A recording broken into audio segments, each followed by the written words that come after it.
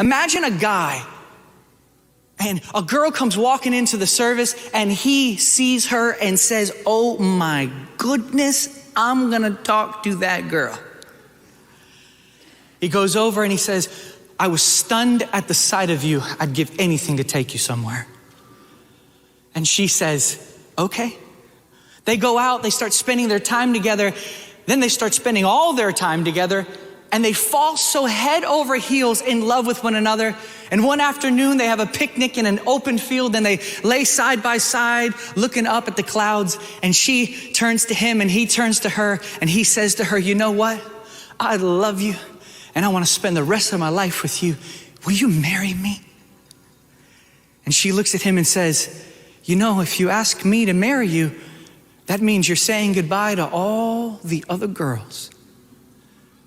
And he looks at her and he says, that's exactly what I want. I only want you forever. That's marriage. And you know what? That's what Jesus is saying when he says, if any man wants to live his life with me, then he's got to say goodbye to all their loves. What he's saying is the cost is you're not going to be able to seek out your own pleasure. You're going to have to find all of that in me now. So what he's saying in essence isn't any hard saying at all. All he's saying is, will you marry me?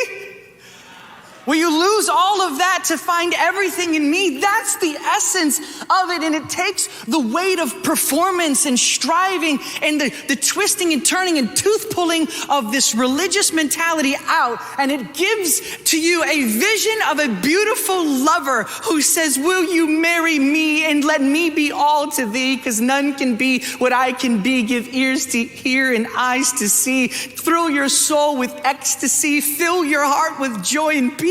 Make internal wars to cease, lift you above life's mysteries and bring you into my victories, love you now and endlessly and marry you eternally.